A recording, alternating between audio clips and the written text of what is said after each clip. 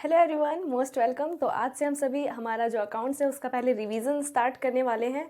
तो कुछ बच्चों ने मुझे कमेंट किया था कि मैम मुझे ये चैप्टर नहीं समझ में आ रहा, ये चैप्टर समझ में नहीं आ रहा, जूम पे क्लास दो।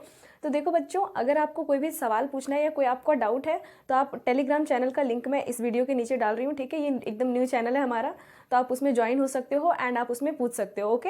एंड अब हमारा जो है वो रिवीजन सीरीज स्टार्ट होने वाला है। तो सबसे पहले मैं शेयर चैप्टर का रिवीजन करूँगी, ठीक है, रिवीजन स्टार्ट करवाऊंगी। तो चलो बिना टाइम वेस्ट किए स्टार्ट करते हैं। आई होप कि आपने चैप्टर को पूरा अच्छे से कंप्लीट कर लिया है। आपने मल्टीपल्स ऑफ रिवीजन भी किया होगा इस चैप्टर्स का, बट ये वन शॉट तो नहीं बोल सकते बिकॉज चैप्टर बहुत ही वाइड है हमारा। तो मैं एटलीस्ट 2 पार्ट्स में इस चैप्टर का रिवीजन को डिवाइड करती हूँ। आज का पहला पार्ट है ये हमारा, और जो नेक्स्ट पार्ट होगा ये इसका सेकेंड पार्ट होगा, ठीक है, रिवीजन का। तो चलो बिना टाइम वेस्ट के स्टार्ट करते हैं एंड लेट्स।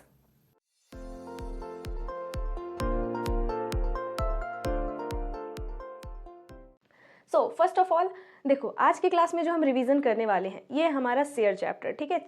शेयर, तो इशू ऑफ शेयर था हमारा, issue and re issue and forfeiture of share, ठीक है। तो सबसे पहले तो अभी हम बेसिक बातों को समझते हैं पहले। तो देखो, शेयर हम पढ़ने जा रहे हैं, तो शेयर का मतलब क्या होता है ना। तो शेयर का मतलब क्या है? तो share is a part of capital of any company. Share जो है वो किसी भी कंपनी का कैपिटल का हिस्सा है। मतलब अगर कंपनी को कैपिटल चाहिए तो कंपनी पूरा का पूरा कैपिटल अपने घर से जो इंसान कंपनी स्टैब्लिश कर रहा है वो नहीं देगा, बल्कि अलग अलग लोगों से वो हिस्सा एक्वायर करेगा, है ना। वो कैपिटल का जो पार्ट है वो अलग अलग लोगों से लेगा, अलग अलग पब्लिक से लेगा।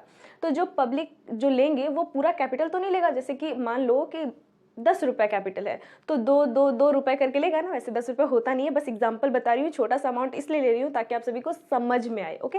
तो कंपनी जो है वो 2 रुपये बाकी लोगों से लेगी और 2 रुपये 5 लोगों से लेगी, तो इसके पास 10 रुपये आ जाएंगे।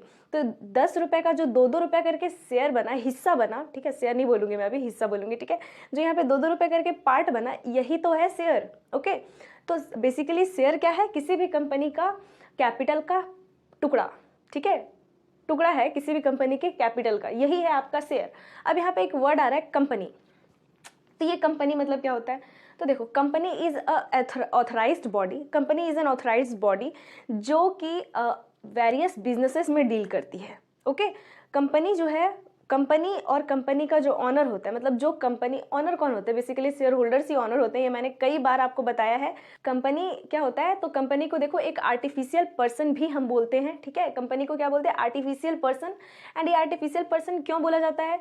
तो आर्टिफिशियल पर्सन इसे हम इसलिए बोलते हैं बिकॉज कंपनी का जो अस्तित्व है, ठीक है, कंपनी का जो लायबिलिटी है वो उसका जो फाउंडर है उसके, या उसका, उसे जिसने स्टैब्लिश किया है उसके पॉइंट, मतलब उससे बहुत ही अलग है। अगर केस करना हो या कोई एफआईआर फाइल करना हो तो हम कंपनी के ऑनर पे नहीं करेंगे बल्कि कंपनी पे करेंगे। जो भी XYZ कंपनी होगी हम उस पे एफआईआर करेंगे, ओके। आई होप कि आपको ये चीज़ समझ में आ रहा है। देन आपका क्या है? देन आपका है कि देखो ये कंपनी जो है वो किस तरह से, किस रूल के हिसाब से चलती है।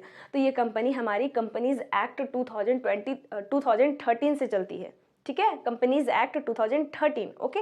अब ये हो गया कंपनी का, आई बात समझ में कि कंपनी क्या होते हैं, शेयर क्या होते हैं। अब हमें यह समझना है कि कंपनीज कितने टाइप्स के होते हैं। तो basically there are 2 types of companies. पहली आपकी होती है प्राइवेट कंपनी, दूसरी होती है आपकी पब्लिक कंपनी। जो प्राइवेट कंपनी होती है वो कंपनी के लास्ट में आपको PVT LTD लिखा मिलेगा, मतलब प्राइवेट लिमिटेड।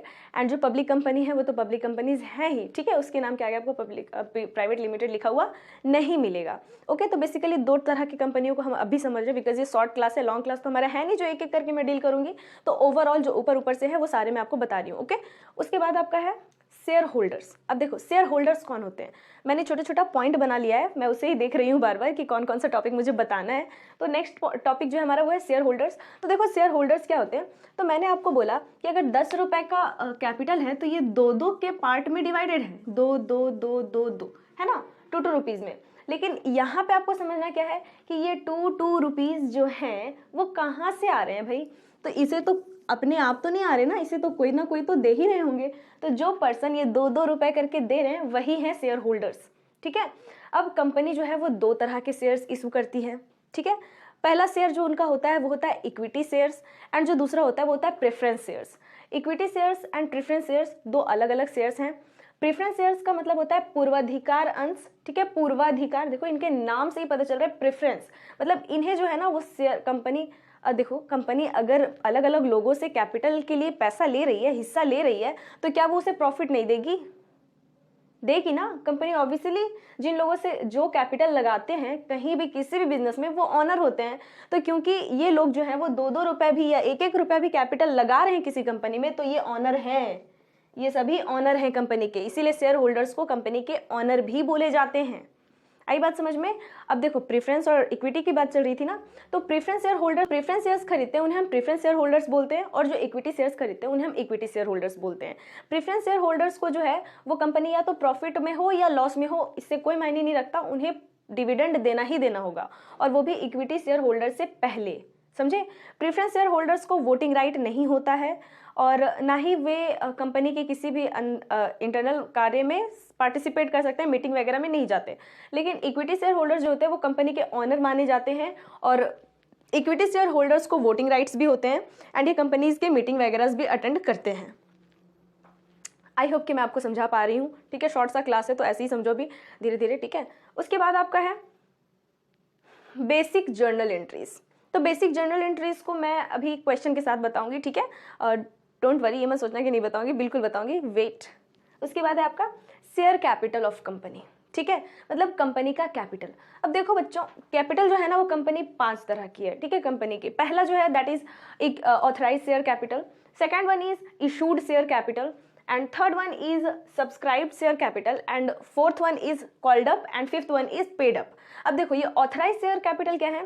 तो authorise share capitals are those capital which जिसके लिए मतलब जो कैपिटल पे कंपनी ने अपना रजिस्ट्रेशन कराया हुआ है, ठीक है? मेमोरेंडम ऑफ एसोसिएशन में कंपनी ने लिख रखा है कि उसे 10 लाख का कैपिटल चाहिए, तो वही 10 लाख जो जिस पे उन्होंने रजिस्ट्रेशन कराया that is authorised share capital, ठीक है? देन आपका है इशूड शेयर कैपिटल। तो ये जो 10 लाख का शेयर कैपिटल है, इसमें कंपनी इस साल, ठीक है, मतलब जिस भी साल का फाइनेंशियल ईयर का आप लोग अकाउंटिंग कर रहे हो, उस साल पे कंपनी ने मान लो कि 2 लाख का शेयर मतलब 2 लाख का कैपिटल के लिए शेयर इशू किया, तो वो जो 2 लाख जिसके लिए कंपनी ने इशू किया है शेयर्स, वो आपका इशूड शेयर कैपिटल होगा। क्या होगा? Issued share capital. Okay, always remember that. Okay, then third one is subscribed share capital. देखो सब्सक्राइब शेयर कैपिटल क्या होता है? मान लो कंपनी ने 20,000 शेयर्स इशू कर दिए, ठीक है, और 2 लाख उनके पास आना था कैपिटल, बट जो पब्लिक है वो 20,000 के बदले 14,000 ही ले रही है, या 15 ही ले रही है, या जितना भी ले रही है, मतलब जो कंपनी जो पब्लिक ले लेती है, जो पब्लिक खरीद लेती है, वो आपका सब्सक्राइब शेयर कैपिटल होता है। आई बात समझ में? देन आपका है पेड अप। पेड अप का मतलब है कि मान लो कि आपका शेयर का कीमत 10 रुपया है और आपने 7 रुपया ही मांगा है, तो पब्लिक आपको 7 ही दे रही है, तो ये आपका पेड अप शेयर कैपिटल होगा। आई बात समझ में? Sorry, called up, sorry mistake हो रहा है यहाँ पे। मतलब 10 रुपए का शेयर है और 7 रुपीज जो है वो कंपनी मांग रही है, कॉल कर रही है, ओनली 7 बोल रही है अभी पे करने के लिए, तो ये उनका कॉल्ड अप शेयर कैपिटल हो जाएगा। और मान लो कि 7 दे रही है और मतलब पब्लिक जितना पे करेगी वो पेड अप हो जाएगा। आई बात समझ में? मान लो 7 की जगह 6 ही दे रही तो पेड अप हो जाएगा। अंडरस्टैंड? तो ये आपका था शेयर्स का type, share capital of company, share capital of company था ये, ठीक है? अब आपका आता है हाँ, shares can be issued eight. तो देखो बच्चों, या तो हम कोई भी चीज़ खरीदने जाते हैं कहीं पे भी, तो या तो उनका जो प्राइस होता है हमें फिक्स प्राइस पे मिलता है, या उससे कम में मिलता है, या फिर ऑनर है उसके उस शॉप के या जो बेच रहे हैं, जो सेलर हैं, वो उसमें अपना प्रॉफिट ऐड करके बेचते होंगे, है ना? तो या तो उसी रेट पे मिलेगा, या उससे ज़्यादा का मिलेगा जितना उसका प्राइस होगा, या उससे कम का मिलेगा। तो शेयर्स में आपको ध्यान देना है कि shares can only be issued at par and at premium. Okay, shares can not be issued at discount, ठीक है? शेयर कभी भी डिस्काउंट पे इशू नहीं हो सकता। This can be only issued at par and at premium. What is par? तो par का मतलब है कि जब 10 रुपए का शेयर, मतलब 10 रुपए में एक रेट लेकर चल रही हूँ, ये मत समझना कि 10 रुपए का ही होता है, किसी भी रेट का हो सकता है। तो 10 रुपए का शेयर अगर कंपनी 10 में ही इशू कर रही है, तो this is called at par. ये क्या हो जाएगा? आपका पार कहलाएगा। और यही 10 का शेयर अगर कंपनी, जैसे कोई बड़ी बड़ी कंपनियां होती है ना जिसके शेयर्स बहुत महंगे आते हैं, तो वो अपना शेयर से कुछ कीमत हमेशा बढ़ाती है, तो ये जो कीमत वो बढ़ा रही है ना अपने शेयर का, this is called at premium. जैसे कि 10 का शेयर है और 15 में कंपनी दे रही है, ठीक है, 15 में कंपनी इशू कर रही है, तो इसका जो 5 रुपया एक्स्ट्रा है ना, this extra price is called premium. इसे हम क्या बोलते हैं? प्रीमियम। और जब इसका जर्नल एंट्री करेंगे तो हम इसे सिक्योरिटीज प्रीमियम का नाम से डेबिट और क्रेडिट जो करना है वो करेंगे। आई बात समझ में? तो shares can only be issued at two only, at par और at premium. Par means the price of share, जो शेयर का प्राइस है, प्राइस पे आप इशू कर रहे हैं, this is called at par. And premium कि जो भी शेयर है, जो भी शेयर का वैल्यू है, लाइक 10 है और आप उससे कुछ ज़्यादा अमाउंट में पे कर रहे हो, this is called at premium, ठीक है। तो ये प्रीमियम ऐसे ही कंपनी नहीं लेती, इसका यूज़ वो बहुत जगहों पे करती है, लाइक बोनस शेयर्स इशू करने में या शेयर्स का बाय बैक करने में बहुत जगहों पे यूज़ करती है। तो इससे सिक्योरिटीज प्रीमियम रिजर्व में हम ट्रांसफर करते हैं। अब ये कैसे करते हैं ये तो जनरल एंट्रीज में भी समझेंगे ही, ठीक है। चलो ये हो गया, आई बात समझ में। अब हम जितना भी बेसिक था हम सीख चुके हैं, अब हमें जर्नल एंट्री सीखना है।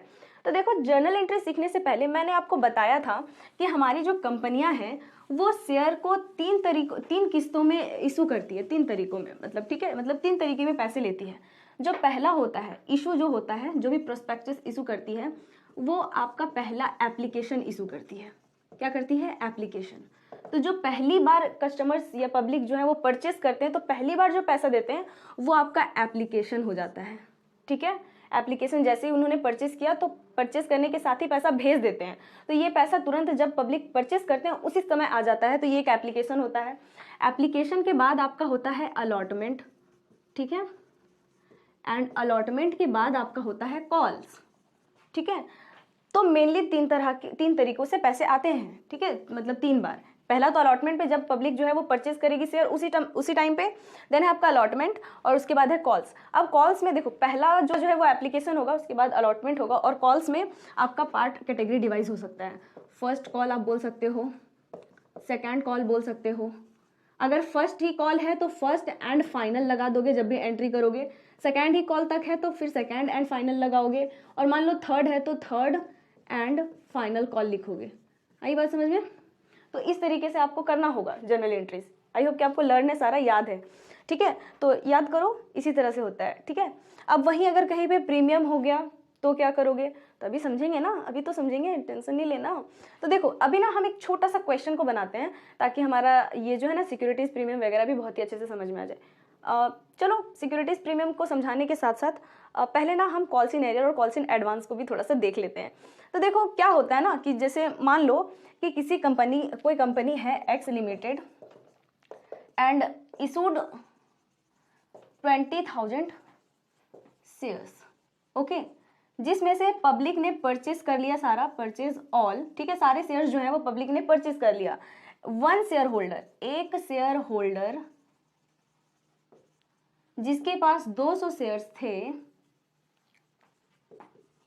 फेल्ड टू पे कॉल मनी, ओके। मतलब एक शेयर होल्डर्स जो हैं जिसके पास 200 शेयर थे, उन्होंने फेल टू पे कॉल मनी, उन्होंने कॉल का पैसा नहीं दिया, कॉल का पैसा देने में वो असमर्थ हो गए, ठीक है। तो जब कोई शेयर होल्डर किसी अमाउंट, मतलब किसी कॉल का पैसा नहीं पे कर पाता है, then this is called calls in arrear, this is called calls in arrear. वहीं मान लो कि कोई और शेयर होल्डर्स है, इसी को मैं बताती हूँ फिर से एग्जांपल से। मान लो एक और शेयर होल्डर्स है, अनदर शेयर होल्डर, एसएच में लिख रही हूँ, ठीक है, शेयर होल्डर को अभी शॉर्ट में। तो अनदर शेयर होल्डर जिनके पास 100 शेयर्स थे, वो पेड इंटायर, इसे मैं इरेज करती हूँ, ठीक है, इंटायर अमाउंट ऑन अलॉटमेंट। लो, एक शेयर होल्डर्स जो है वो 200 शेयर लेके बैठा हुआ था, लेकिन उन्होंने लास्ट कॉल का पैसा नहीं दिया, कॉल का पैसा नहीं पे किया, तो ये आपका कॉल्स इन एरियर हो गया, ठीक है, ये एरियर हो गया आपका। लेकिन एक दूसरा शेयर होल्डर जो है, जो कि 100 रुपए का शेयर का सारा पैसा जो है वो अलॉटमेंट पे दे दिया, मतलब अलॉटमेंट पे अलॉटमेंट का पैसा तो दिया ही, साथ ही साथ कॉल का भी पैसा इसने दे दिया, तो ये होता है कॉल्स इन एडवांस, इसे हम बोलते हैं कॉल्स इन एडवांस। अब एक चीज हमेशा ध्यान रखना, जब भी कंपनी देखती है कि कोई शेयर होल्डर जो है वो एरियर कर रहा है, तो जब भी आपको अगर क्वेश्चन में लिखा रहे कि इंटरेस्ट देना है, अगर कोई रेट लिखा है तो ठीक है, अगर ये रेट नहीं लिखा है तो कॉल्स इन एरियर पे हमेशा आपका डिस्काउंट इंटरेस्ट जो है वो 10% चार्ज करती है कंपनी, और अगर एडवांस दे दिया है किसी शेयर होल्डर ने तो उसको देती भी है, ठीक है, इंस्पायर करती है अपने शेयर होल्डर्स को। अगर किसी ने एडवांस दे दिया तो कंपनी उसे पे भी करती है इंटरेस्ट, और वो 12% के रेट से, कितने रेट से, 12%, ओके। तो ये चीज़ ध्यान रखोगे। कॉल्स इन एरियर एडवांस समझ में आया। अब देखो जर्नल एंट्री मैं भी आपको बता ही देती हूँ, ठीक है, जर्नल एंट्री सीख जाओगे ना तो आपको और भी अच्छे से रिवाइंड हो जाएगा सारी चीज़ें। तो देखो मैंने आपको बताया था कि जितने भी 3 कॉल्स होते हैं, पहला जो आपका एप्लीकेशन होता है, अलॉटमेंट होता है, कॉल्स होता है, इन सभी का 2-2 एंट्री होता है। पहला एंट्री ड्यू होने का और दूसरा एंट्री जब अमाउंट रिसीव होता है। ओके, बताने से पहले यहाँ बहुत ज़्यादा ही ठंडी है, इसलिए मैं अब अपना कैप वियर करने जा रही हूँ बिकॉज ठंडी बहुत अधिक है। तो अब मैं ऐसे ही पढ़ाऊँगी, ठीक है। I am comfortable with this. हाँ, तो देखो यहाँ पे अब हमें क्या करना है ना कि देखो कंपनी जो है वो जितने भी शेयर्स इशू करती है, कंपनी जितने भी शेयर्स इशू करती है सबका 2-2 एंट्री होता है। फर्स्ट आपका ड्यू करने का और सेकंड आपका अमाउंट पे करने का, ठीक है। तो ड्यू करने का और पे करने का दोनों का एंट्री हमें सीखना है। तो चलो एक छोटा सा एग्जाम्पल लेते हैं और इसे सॉल्व करते हैं। तो मैं क्वेश्चन ही बना लेती हूँ यहीं पे। लेट मैं क्वेश्चन लिखती हूँ, x limited issued 10,000 shares of rupees 10 each, okay, with a premium of rupees 2। पे क्या है कि एक एक्स लिमिटेड कंपनी जो है वो 10,000 शेयर इशू करती है, 10 रुपया इसका प्राइस है और 2 रुपया ये प्रीमियम ले रही है, ठीक है। आई बात समझ में। एप्लीकेशन पे ये कितना डिमांड कर रही है, तो एप्लीकेशन पे इसने 5 रुपये मांगा है, ठीक है। अलॉटमेंट पे इसने 3 रुपये मांगा है और ऑन फर्स्ट कॉल इसने 2 रुपये मांगा है, ठीक है। आई बात समझ में, यहाँ तक कोई प्रॉब्लम नहीं है। अब इसी में हम ना देखो सिक्योरिटीज प्रीमियम ऐड कर दी हूँ मैंने, कर दिया है मैंने। अब यहाँ पे इसी क्वेश्चन में चलो एरियर और एडवांस भी ऐड कर लेते हैं। तो यहाँ पे आपको लिख देती हूँ मैं, थोड़ा सा क्वेश्चन को वाइड करते हैं। 1 share holder holding 200 shares failed to pay allotment money, allotment and call money लिख देती हूँ, allotment and call money. Another share holder holding 100 shares paid entire amount of call on allotment. Okay, लो अब हमारा question जो है वो complete है। देखो ये क्वेश्चन अभी सडनली बताते बताते ही मेरे माइंड में आया। ये क्वेश्चन मुझे पहले से नहीं पता था, but it could be an important question for you for the basics. Okay, तो यहाँ पे क्या है, x limited issued 10,000 shares of 10 रुपये ईच। एक्स लिमिटेड जो है यहाँ पे 10,000 शेयर्स इशू कर रहे हैं 10 रुपये के रेट से। अब देखो यहाँ पे ये एक नॉर्मल सा क्वेश्चन है, बिल्कुल भी घुमा हुआ नहीं है ये क्वेश्चन। घुमावदार क्वेश्चन भी हम प्रैक्टिस करेंगे but in next class. Okay, आज की क्लास में only basics, we go through only basics today. तो 10,000 का शेयर है और 10 रुपए के रेट से इसे दे रहे हैं, तो ये कितना हो गया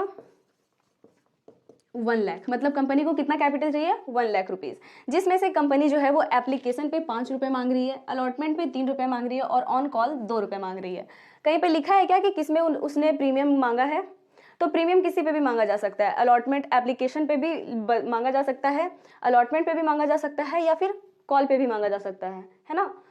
बट यहाँ पे कुछ नहीं लिखा ना, तो कुछ नहीं लिखा है इसीलिए हम क्या करेंगे, ये जो 2 रुपये प्रीमियम है, जब भी क्वेश्चन साइलेंट रहे कि किस पे प्रीमियम देना है, then always remember that premium हमें फिर अलॉटमेंट पे ही देना है, मतलब अलॉटमेंट पे ही इसका एंट्री करना है। अगर नहीं कुछ लिखा है मतलब कि अलॉटमेंट पे ही मांगा हुआ है कंपनी ने, समझे। अगर क्वेश्चन में लिख देता है कि एप्लीकेशन पे है या फिर लिख देता है कि अलॉटमेंट पे है या कॉल पे है, तब तो बहुत अच्छी बात है। और अगर question is silent then we will do that entry, that securities premium entry in allotment only. Okay, आई बात समझ में? चलो यहाँ तक तो क्लियर है। अब यहाँ पे क्या करना है, अब देखो प्रीमियम का एंट्री हम कहाँ करेंगे, अलॉटमेंट में। तो यहाँ पे +2 प्रीमियम मैं अभी लिख देती हूँ। ओके, देन अब है कॉल पे 2 रुपया। अब देखो मैंने इसी में कॉल सीनियर और एडवांस को ऐड कर दिया ताकि हमारा एक्चुअली एडवांस तक तो कंप्लीट हो जाए। तो क्या है, 1 शेयर होल्डर होल्डिंग 200 शेयर्स, एक शेयर होल्डर जिसके पास 200 शेयर थे, fail to pay allotment and call money. इसने अलॉटमेंट का भी पैसा नहीं दिया और कॉल का भी पैसा नहीं दिया। वाह भाई, तो खरीदा ही क्यों था? एनीवे इससे हमें मतलब नहीं है, हमें जो मिला उसका एंट्री करना है। Another share holder holding 100 shares, दूसरा शेयर होल्डर जिसके पास 100 शेयर्स थे, ये बड़ा अच्छा निकला, इसने तो पूरे अमाउंट को अलॉटमेंट पे ही पे कर दिया। Paid entire amount of call on allotment, मतलब देखो ये पूरा अमाउंट को अलॉटमेंट पे नहीं दे रहा, बल्कि अलॉटमेंट पे अलॉटमेंट का पैसा तो दे ही रहा है, साथ ही साथ कॉल का भी पैसा वो अलॉटमेंट पे ही दे रहा है। ठीक है, कोई प्रॉब्लम नहीं। चलो भाई एंट्री करते हैं ताकि इससे हमारा बेसिक जनरल एंट्रीज तो एटलीस्ट हो जाए। तो देखो सबसे पहले हमें क्या करना होता है, फॉर्मेट बनाना होता है। लेकिन फॉर्मेट बनाने से भी पहले हमें क्या करना होता है, ऊपर में अच्छे से लिख के बनाओगे ना, अगर 6 मार्क्स टाइप क्वेश्चन है तो पता है 6 में 6 मिल जाएंगे अगर पूरा करेक्ट हुआ तो, और नहीं भी करेक्ट है तो कोई बात नहीं, स्टेप मार्किंग तो होता ही है। तो हम यहाँ पे लिखेंगे journal entries in the books of x limited. Okay, इतना तो लिखना ही पड़ेगा। ये क्वेश्चन है और इधर सॉल्यूशन। ठीक, चलो लाइन ड्रॉ मैंने कर दिया। देखो फॉर्मेट बनाना है, फॉर्मेट तो याद ही होगा आई थिंक सबको। क्या है हमारा format, date, particulars, ledger folio, amount debit, amount credit, यही है ना फॉर्मेट। चलो ठीक है, ये डेट है, this is particulars, this is LF laser folio, amount debit में जो होंगे, अमाउंट क्रेडिट में जो होंगे। तो सबसे पहले अभी तो याद आएगा जो भी पढ़े लिखे हो, अरे हाँ ये तो था, ऐसा वाला होगा। ठीक है, देखो सबसे पहले क्या होता है कि मैंने आपको बोला कि कंपनी जो है जो अपने शेयर को इशू करती है तो एप्लीकेशन पे ही जो पब्लिक परचेस करते हैं तो परचेस करने के साथ ही पैसे भेज देते हैं एप्लीकेशन वाला। मतलब जैसे मान लो कि मेरा कोई कंपनी है और मैंने अपना शेयर इशू किया, अपना प्रोस्पेक्टस इशू किया, ठीक है, मार्केट में, तो अब जो भी लोग उसे परचेस करेंगे वो परचेस करने के साथ ही जो पैसा पे करेंगे ना, सबसे पहला किस्त, वो हमारा एप्लीकेशन है और ये आपका पहले बैंक में आ जाता है। ठीक है, तो इसे बैंक में आने का एंट्री पहले करोगे। तो पहला एंट्री क्या होता है, बैंक अकाउंट डेबिट टू, अगर इक्विटी शेयर है तो इक्विटी शेयर एप्लीकेशन अकाउंट, और अगर प्रेफरेंस शेयर्स है तो preference shares application account. But यहाँ पे मैंने ना इक्विटी लिखा है ना प्रेफरेंस लिखा है, तो हम पहले हम सिर्फ शेयर्स ही लिखते हैं, shares application account to share application account. ठीक है, और बीइंग क्या लिखेंगे, एप्लीकेशन मनी रिसीव्ड। ठीक है, और कितना पैसा आ गया, तो देखो मैं यहीं पे कैलकुलेशन करके भी बता रही हूँ। एप्लीकेशन पे हमारा कितना पैसा आ गया, यहाँ पे डेट, हाँ डेट का तो मैंने आपको मैं तो बताने ही भूल गई कि जब कोई भी किस्त के बीच में एटलीस्ट 1 मंथ का समय होना चाहिए, एटलीस्ट 30 डेज तो होने ही चाहिए बीच में। ठीक है, एक ही महीने के अंदर तीनों किस्त को मांग के खत्म नहीं कर देना है। ठीक है, थोड़ा थोड़ा समझ रहे हो ना, ताकि पब्लिक भी पैसा दे पाए। ठीक है, उन पर बर्डन ना लगे। तो बैंक में कितना पैसा आ गया, तो कितना शेयर्स इशू किया गया था, देखो 10,000 शेयर्स थे तो 10,000 लिखेंगे, एंड एप्लीकेशन का रेट कितना है 5 रुपीज़, तो 5 मल्टीप्लाई मतलब 50,000 तो पूरा का पूरा आपका एप्लीकेशन पे ही आ गया है। अब देखो एप्लीकेशन पे आने का एंट्री हो गया। अब मैंने बोला कि एप्लीकेशन सबका 2-2 एंट्री होता है, तो पहला तो बैंक में आने का हो गया। दूसरा क्या है कि ये जो पैसा आया इसे आप किस लिए मंगा रहे हो, आखिर खाने के लिए या घर चलाने के लिए, क्या नहीं, कंपनी का ये कैपिटल है तो कैपिटल अकाउंट में तो भेजेंगे ना। तो यस, चलो ट्रांसफ़र करते हैं। जैसे कि नॉर्मल एंट्री हमारा होता था कैपिटल लगाने का, याद करो क्लास 11th में जो पढ़े थे, bank account debit to capital करते थे ना, वही एंट्री है, बस इसमें थोड़ा सा चेंजिंग बताती हूँ ये कैसे है। देखो क्या करेंगे हम, जो एप्लीकेशन पे पैसा आया है तो लिखेंगे share application account debit to share capital. Okay, and amount is, capital कितना 50,000 रुपीज़, तो 50,000 जो है वो हमें दे देना है भाई। चलो ठीक है, कोई प्रॉब्लम। यहाँ पे नरेशन लिखेंगे being share application money transfer to share capital. चलो पहला एंट्री हो गया, अलॉटमेंट का एंट्री हो गया, इसमें क्रॉस लगा दो। चलो ठीक है, अब बारी आई अलॉटमेंट, एप्लीकेशन का हो गया, अब अलॉटमेंट की बारी आई। तो अलॉटमेंट में हमें क्या करना है, तो देखो अलॉटमेंट पे तो हम प्रीमियम भी मांग रहे हैं, तो कंपनी को तो पहले से पता है ना कि प्रीमियम भी आने वाला है, तो प्रीमियम भी ड्यू करेंगे।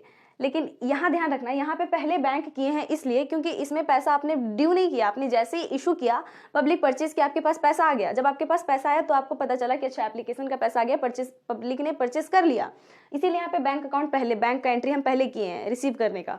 उसके बाद जो पैसा आया उसे कैपिटल में सीधा ट्रांसफर कर दिए। लेकिन अब दूसरा एंट्री जो है, पहली बात तो पब्लिक खुद से दे देगी जब परचेज करेगी, और जो दूसरा काम होगा, जो दूसरी बार दूसरी किस्त जो आएगी वो कंपनी बुलाएगा फिर कॉल करके, मतलब ऐसे कॉल करके नहीं, मतलब उसका टाइम आ जाएगा पे करने का। अलॉटमेंट का जब टाइम आएगा तो पहले कंपनी जो है इसे अपने खाते में ड्यू करेगी, उसके बाद पैसा आएगा। तो जब कंपनी ड्यू कर रही है पैसे को, तो कंपनी को तो पता है कि कितना आने वाला है, उसने प्रीमियम इशू किया है तो वो भी पता है कंपनी को, तो कंपनी प्रीमियम को भी ड्यू करेगी। अंडरस्टैंड। तो देखो क्या करेंगे, ड्यू करने का एंट्री क्या होता है, ये वाला एंट्री, जो सेकंड वाला एंट्री है वो इसमें फर्स्ट हो जाता है। तो हम यहाँ पे लिखेंगे शेयर अलॉटमेंट अकाउंट डेबिट, ठीक है, इसमें शेयर अलॉटमेंट हमारा डेबिट हो जाएगा to share capital account, and यहाँ पे प्रीमियम भी ड्यू होगा तो टू सिक्योरिटीज प्रीमियम रिजर्व, ठीक है। अब यहाँ पे देखो बच्चों, कुछ बोलोगे, मतलब कुछ लोग ऐसे, मतलब कंफ्यूजन होगा उनको कि मैम अलॉटमेंट पे तो कॉल्स इन एरियर भी था, तो उसे हम क्यों नहीं दिखाएं। तो कंपनी को थोड़ी ना पता है कि एक शेयर होल्डर जो है पैसा नहीं देने वाला है, वो तो बैंक में आने के बाद कंपनी को पता चलेगा कि अच्छा एक शेयर होल्डर जो है वो पैसा नहीं दे पाया है, समझे। तो इसे यहाँ एंट्री मत कर देना, इसका एंट्री हम तब करेंगे जब हमें अमाउंट रिसीव होता है, समझे।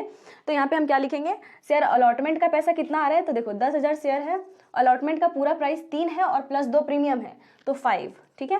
तो यहाँ पे इसके पास भी 50 आ रहा है, लेकिन 50 में कितना जो है वो शेयर कैपिटल का है, तो 10,000 शेयर हैं और 3 रुपया जो है वो इसका कैपिटल का पैसा है और 2 रुपया जो है वो इसका सिक्योरिटीज प्रीमियम है, मतलब 30,000 रुपया जो है वो कैपिटल का है और 20,000 जो है वो प्रीमियम का है। यहाँ पे नरेशन लिख दोगे, being share application money due, ये ड्यू का एंट्री है, नरेशन लिख देना ड्यू वाला, ठीक है। अब यहाँ पे अब इसका काम क्या करना है, अब ये बैंक में आएगा, तो बैंक में आने का एंट्री क्या होता है, bank account debit to share allotment account. देखो अलॉटमेंट पे कितना पैसा आना था, 50,000, 50,000 क्रेडिट कर दोगे, लेकिन लेकिन लेकिन ब्रेक लगाओ और अब समझो कि यहाँ पे एक जो महान शेयर होल्डर है हमारे, उन्होंने अलॉटमेंट का पैसा नहीं दिया है और ना ही उन्होंने कॉल का पैसा दिया है ना, ना ही उन्होंने अलॉटमेंट मनी पे किया और ना ही उन्होंने कॉल मनी पे किया। तो अगर उन्होंने अलॉटमेंट का मनी पे नहीं किया है तो इसे कंपनी का कैपिटल घटा या बढ़ा, नहीं पे किया तो घटा ना, और क्योंकि ये इससे जो है वो कैपिटल घट रहा है हमारा, तो इसे हम क्या करेंगे, डेबिट करेंगे, अंडरस्टैंड। तो यहाँ पे हम बैंक अकाउंट डेबिट लिखे हैं और यहीं पे कॉल्स इन एरियर को हम डेबिट करेंगे, कॉल्स इन एरियर के नेम से। तो यहाँ पे लिखेंगे कॉल्स इन एरियर डेबिट। अब देखो 50,000 आने वाला था, जिसमें से एरियर आपका कितना हो गया है, तो देखो एरियर में पूरा 10,000 से मत मल्टीप्लाई कर देना, यहाँ पे साफ साफ लिखा है 1 शेयर होल्डर होल्डिंग 200 शेयर्स, कितना शेयर था उसके पास, 200, तो 200 मल्टीप्लाइड बाय व्हाट, हम 3 लिखेंगे या 5 लिखेंगे, तो पूरा का पूरा 5 लिखेंगे, क्योंकि अलॉटमेंट पे पूरा 5 आना था, अलग अलग तो नहीं मांगा गया था ना, पूरा का पूरा 5 मांगा था ना, तो 5 लिखेंगे। और यहाँ पे 5 2 10 और 2 0, मतलब 1,000 रुपया नहीं आया है, 49,000 रुपीज़ बैंक में आए हैं, ठीक है। चलो आई बात समझ में, अमाउंट रिसीव का एंट्री कर देना। अब हमारा आता है कॉल की बारी, तो कॉल में हम क्या करेंगे, तो देखो बच्चों सीधा है, कॉल में भी यही एंट्री पास होगा जो कि अलॉटमेंट का हुआ है, लेकिन इसमें जो है वो प्रीमियम नहीं है, इसमें बस कॉल का पैसा 2,000 रुपये हैं, ठीक है, मतलब 2 रुपीज़ पर शेयर हैं। तो यहाँ पे सबसे पहले शेयर फर्स्ट, अगर लास्ट कॉल है तो एंड फाइनल कॉल करके आपको लिखना पड़ेगा, first and final call account debit to share capital account, और ये भी ड्यू का एंट्री है, तो लिख दोगे narration being share first and final call money due. अब यहाँ पे देखो क्या करना है, तो इसमें भी कंपनी को पहले नहीं पता है कि एक शेयर होल्डर, वेट, अरे हाँ एक चीज़ तो हम तो भूल ही गए कि यहाँ पे हमारा एक और लाइन लिखा है कि another share holder holding 100 shares paid entire amount of call on allotment, मतलब एक शेयर होल्डर जिसके पास 100 शेयर था वो अलॉटमेंट पे ही कॉल का पैसा दे दिया, इसका एंट्री तो हमने किया ही नहीं। तो करो इसे हटाओ अभी, फर्स्ट एंड फाइनल कॉल, इसे अभी मैं इरेज करती हूँ, ठीक है। अभी कॉल का एंट्री हम नहीं करेंगे क्योंकि हमारा अभी अलॉटमेंट पे और भी पैसे आए हैं। तो देखो यहाँ पे 49 लिखना गलत होगा, ठीक है। अब क्या लिखा है कि एक शेयर होल्डर जिसके पास 100 शेयर था उसने अलॉटमेंट का पैसा तो दिया ही होगा, ये जो 50,000, ये जो 49,000 अभी हमने कैलकुलेट किया था यहाँ पे, ये 49,000 में उन्होंने अलॉटमेंट का पैसा तो दिया ही है, साथ ही साथ कॉल का पैसा भी दे दिया। क्या किया, कॉल का पैसा भी उन्होंने दे दिया, तो कॉल का पैसा दिए हैं तो वो भी तो बैंक में जब आया तभी पता चला होगा ना। तो यहाँ पे हमें करना होगा टू कॉल्स इन एडवांस, ये कॉल का पैसा आ गया है कितना शेयर के लिए, तो ये इसके पास 100 शेयर था और इसने किसका पैसा दे दिया। देखो अब यहाँ पे कंफ्यूजन क्रिएट होगा कि 100 शेयर था तो मैम उसने अलॉटमेंट का भी दिया और कॉल का भी दिया, तो अलॉटमेंट का जो दिया वो तो ये 50,000 शेयर में शामिल है ना, क्योंकि अलॉटमेंट पे हम मांग रहे हैं तो इसमें 50,000 उसका शामिल है, और जो 100 शेयर जो उसने जो 100 शेयर वो लिया था उसने, तो अलॉटमेंट का पैसा में उसका पैसा यहाँ जो 49,000 हम लाए थे उसमें शामिल था अलॉटमेंट का, लेकिन जो कॉल का वो दे दिया है अलग से, वो आपका यहाँ पे लिखना पड़ेगा, ठीक है। तो उसने कॉल पे कितना पे किया है, 100 शेयर के 2 रुपये, 2 रुपये ही मांगे गए हैं, इसीलिए 2 से ही मल्टीप्लाई करोगे 2, मतलब 200 रुपये जो हैं वो यहाँ पे आ गए हैं, समझे, 200 रुपये एडवांस के रूप में आ गए। तो यहाँ पे 200 रुपये एडवांस यानी 52,200 में 1,000 नहीं आया, मतलब 49,200 आया हुआ है। 50,200 में 49,200 आया हुआ है, जिसमें से 49,000 जो है वो पूरा का पूरा अलॉटमेंट का है और 200 एडवांस आया हुआ है, ठीक है। तो यहाँ पे लिख दोगे अमाउंट रिसीव। ओके, आई बात समझ में। अब देखो, अब कॉल का जब एंट्री करोगे तो आप सोच रहे हो कि यहाँ पे तो कॉल का 100 रुपया आ गया है, मतलब 100 शेयर का पैसा आ गया है, तो क्या हम उसका एंट्री नहीं करेंगे? तो नहीं, कंपनी ड्यू करेगी तो पूरे अमाउंट के साथ ड्यू करेगी, ठीक है। जैसे अलॉटमेंट में आप ड्यू किए हो ना पूरा का पूरा, वैसे ही पूरा का पूरा ड्यू करेगी। जब रिसीव करने का टाइम आएगा तब वहाँ पे ये जो कॉल्स इन एडवांस उसने ले रखा है, क्रेडिट किया है जिसे, उससे वो फिर डेबिट करके खत्म कर देगी, ठीक है। जैसे एडवांस अगर आप किसी को देते हो, मान लो कि आपने 1,000 रुपये का कोई वर्क कराया है, काम कराया है किसी से, तो 1,000 का काम कराए हो, उसको काम करने से पहले ही आप 200 रुपये दे दिए, ठीक है। तो बाद में आप क्या फिर से उसे 1,000 दोगे? नहीं ना, 800 ही दोगे। वो 200 तो पहले जो दिए थे वो उसका एडवांस में आप दिए थे काम करने से पहले, और 800 रुपये जो है वो काम खत्म होने के बाद उसे पे करोगे, है ना। तो इस तरह से एडवांस के साथ आपका अमाउंट रिटर्न ऑफ हो जाता है। तो यहाँ पे ये शेयर होल्डर जो है जो 100 शेयर का पैसा अलॉटमेंट पे ही दे दिया है, क्या ये फिर से देगा कॉल पे? नहीं देगा। कॉल पे तो ये 100 शेयर कम ही मिलेगा ना कंपनी को, 100 शेयर का पैसा। तो जो कंपनी यहाँ पे अभी क्रेडिट की हुई है, इसे कंपनी यहाँ पे फिर डेबिट में लिख देगी, ठीक है, कि इतना पैसा पहले आ चुका था। तो लेकिन उससे पहले तो ड्यू करना पड़ेगा पूरे अमाउंट से। तो लिखेंगे share first and final call account debit to share capital, okay. और लिख देंगे being share call money due, कितने से? तो 10,000 शेयर्स थे, 10,000 शेयर्स से 2 रुपये करके, यानी 20,000 यहाँ पे आने वाला था, ठीक है। 20,000 लिख देंगे, ठीक है, आई बात समझ में। अब हमें क्या करना है, तो देखो सिंपल है कि देखो जब आपने ड्यू का एंट्री कर दिया, तो अब आपको क्या करना है कि आपके पास जो मनी आ गया है अब आपको उसका एंट्री करना पड़ेगा, है ना। तो चलो जल्दी से एंट्री कर लेते हैं। तो देखो सबसे पहले तो हम बैंक अकाउंट वाला एंट्री करेंगे, लेकिन यहाँ पे आपको ध्यान देना है कि ये जो शेयर होल्डर है जिसने 200 शेयर्स को ले रखा है, उसने अलॉटमेंट का पैसा नहीं दिया और साथ ही साथ कॉल का भी पैसा उसने नहीं पे किया है ना। तो अलॉटमेंट का उसने पे नहीं किया तो हमने कॉल्स इन एरियर किया, तो क्या कॉल पे नहीं किया उसके लिए भी हमें कॉल्स इन एरियर करना होगा? तो यस, क्योंकि उसने कॉल का भी पैसा पे नहीं किया है तो यहाँ पे हमें कॉल्स इन एरियर लिखना पड़ेगा, अंडरस्टैंड। तो हम यहाँ पे क्या लिखेंगे, bank account debit, okay, to share first and final call, okay.